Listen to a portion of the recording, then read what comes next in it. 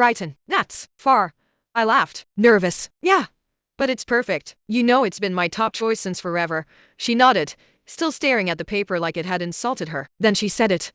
We'll think about it. Like this was a group decision. Like my life still belonged to her. That night, she didn't bring it up again. She cooked my favorite dinner, asked about my friends, played it cool, but I could feel it under the surface. Her silence wasn't peace. It was pressure, wrapped in quiet. The next morning, I woke up to find pamphlets on the kitchen table. Community colleges, technical programs, scholarships for local students who want to stay close to home.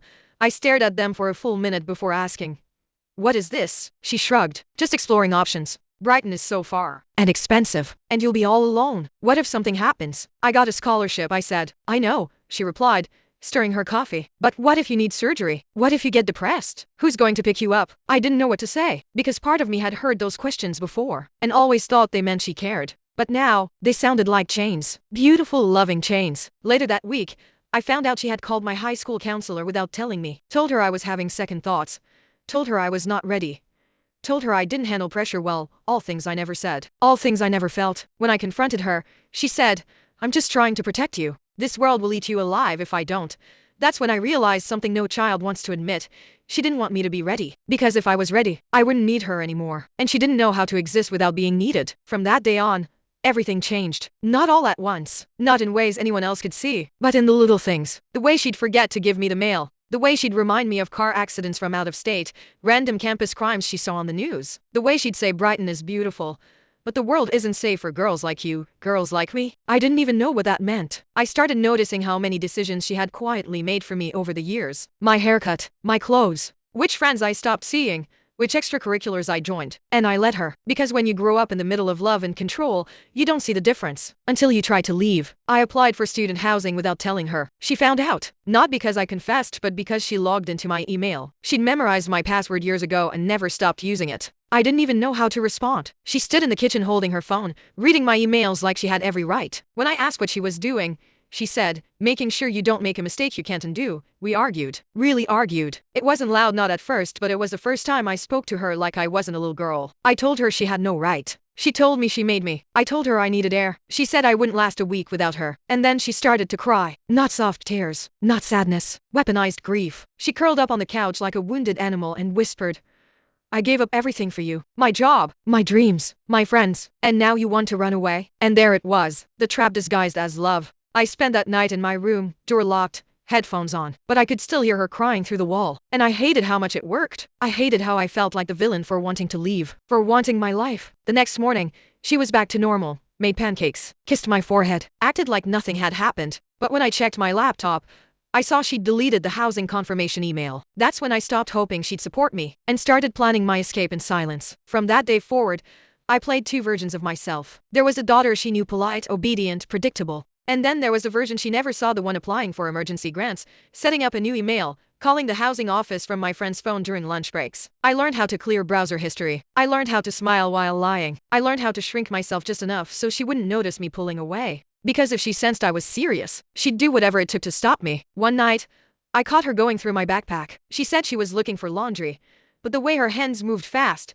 practice told me this wasn't the first time. She wasn't searching. She was surveilling. I stopped keeping anything important in the house after that. I used a school library to print documents. Left nothing in my room. I even stored a packed duffel bag in my best friend Tash's closet just in case I needed to leave without warning. I didn't want it to be this way. But deep down, I knew, if I gave her a chance to sabotage me again, she would. Not because she hated me, but because she needed me to stay small. At school, I started talking to the college counselor in whispers. She helped me coordinate with Brighton, fast-tracked a dorm spot, pulled some strings to extend a deadline for enrollment FEs. "You're doing the right thing," she said. I didn't respond, because if I said it out loud, it might break me. The tipping point came in late June. I was in the kitchen, and my phone lit up with an email.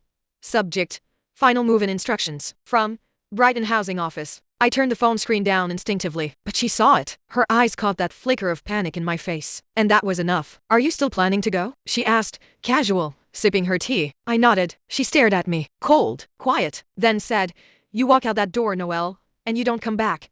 I waited for a second just to see if it was a bluff. It wasn't. She was drawing the line. And even though my heart was breaking, even though my palms were sweating and my legs felt like stone, I looked her in the eye and said, "Then I guess this is goodbye." She didn't follow me. She didn't scream. She just sat there, frozen like she never believed I'd actually do it. I spent that night at Tasha's, and in the dark, on the floor of her guest room, I cried like a child, not because I regretted it, but because cutting someone out is still grief, even when that someone tried to clip your wings from the day you were born. The campus was beautiful. Old brick buildings, trees older than I was, students dragging boxes and waving at parents through car windows. Everywhere I looked, I saw beginnings. Fresh starts, people smiling, hugging, saying see you soons. And there I was standing alone with a suitcase and a stomach full of guilt. My roommate arrived with her mom and dad. They brought snacks, photos, a mini fridge. Her mom cried when they said goodbye. I watched them from my side of the room, pretending to organize my desk. When the door closed, she looked at me and said, "Where's your family?" I forced a smile. Couldn't make it. I didn't know her the full story. Hell, I didn't even know how to tell it. How do you explain that the person who raised you also tried to trap you? That freedom came wrapped in grief? The first week was hard. I kept expecting a call, a text, a voice message screaming, "Come back." I didn't mean it. But there was nothing, just silence. And that silence hurt more than I wanted to admit. Because for all the control, all the manipulation, all the suffocation, she was still my mother. And somewhere in that mess, I loved her. I started therapy through Campus Health. The woman they assigned me had kind eyes and the patience of a saint. After 3 sessions, I finally said it out loud. She made me feel like I couldn't survive without her. And then, softer, "Sometimes, I still believe it." The therapist nodded. That's what emotional enmeshment does. It convinces you that love equals dependency, that your identity isn't safe outside their orbit. I cried in her office, ugly, shaking angry tears. Because no one warns you how lonely freedom can feel at first. But slowly, I began to breathe. I started making small choices: what to wear, what to eat, when to sleep without asking permission. I set my own alarm. I missed a class, and no one scolded me. I got a piercing just because I wanted to. Tiny things, but each one felt like a brick in a foundation that I was finally building for myself. I wrote her a letter, never sent it. In it, I said, "You didn't fail because you loved me too much. You failed because you made that love conditional. I'm not punishing you. I'm just choosing myself." For once. A few weeks later, I got a package. No name, no return address. Inside was a journal, old leather, worn at the edges. First page read, "For Noel, to write the parts of your story that no one else gets to edit." No note, no signature, but I knew it was from her. And for the first time in months, I smiled. Not because it changed anything, but because maybe, just maybe, she was starting to understand. By October, I had started to feel like a person again. Not just someone's daughter, not someone being watched, managed, molded. Just me. I joined a student group, got a part-time job at the campus caf, made 2 real friends, the kind who didn't ask too much, but noticed everything. One of them, Lena, once said, "You have this calm energy, like someone who's always waiting for the next disaster, but still shows up anyway." She didn't know how right she was. The journal she sent me sat on my desk for weeks. I'd open it, close it, stare at the first page like it might bite me. One day, I finally wrote, "My story starts here." Not when I left, not when I arrived, but the first time I said no and meant it. That sentence changed something in me, like I'd finally stepped out of a script someone else had been writing my whole life. Then came the knock. It was early November, cold, raining. I was folding laundry when someone buzzed my dorm. I picked up the phone expecting a package, but instead I heard, "Noel, it's me." My heart stopped. Her voice was softer than I remembered, hesitant. I didn't speak. I just pressed a button to let her in, not because I was ready, but because part of me needed to know what she'd say, face to face. She looked tired, umbrella in one hand, journal in the other. Same coat, same perfume, same eyes that used to monitor every move I made. But this time, she didn't reach for a hug, didn't ask to come in, just stood there and said, "I'm sorry. I really thought I was protecting you." I didn't realize I was protecting myself. Tears welled up, but she didn't cry. She pulled a folded piece of paper from her bag and handed it to me. I wrote this 100 times in my head. It still doesn't feel right, but it's what I needed to say. I took it, didn't read it yet. She stepped back, looked at me one last time, and whispered, "I'm not asking for anything. I just wanted you to know I'm learning, and I'm not going to block your door anymore." Then she left. I stood there, letter in hand, for a long time. Part of me wanted to chase her. Another part wanted to scream. But most of me just felt still, like the ground had stopped shaking for the first time in years. I opened the letter that night. It wasn't perfect. It still danced around accountability in places. But it was real. She was trying, not to control me, not to get me back. Just trying to understand where she went wrong. And that somehow mattered more than I expected. I didn't call her, but I didn't block her either, because healing doesn't always mean reconciliation. Sometimes it just means knowing that if the door ever opens again, you're the one who gets to decide who walks through. The letter stayed on my desk for a week, unfolded, unhidden. Not because I was obsessed with it, but because I wanted to stop flinching every time I looked at her handwriting. It was like exposure therapy, for the soul. And slowly,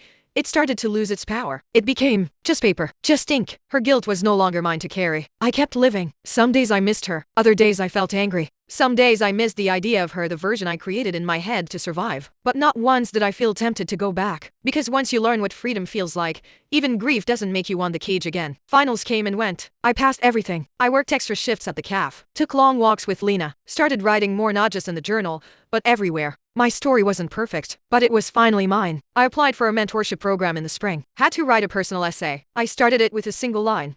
For years, my life was a mirror reflecting someone else's fears, someone else's dreams. Now, I'm learning to build a window instead. I got accepted. One day, I got a text from an unknown number. Just one sentence.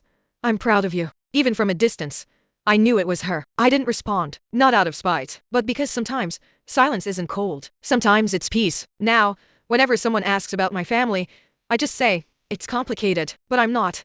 Because I finally know who I am when no one else is deciding for me. And maybe I'll see her again one day. Maybe I won't. But I don't need closure from her anymore. Because I closed that chapter myself. I didn't run away from her. I just walked toward myself and didn't look back.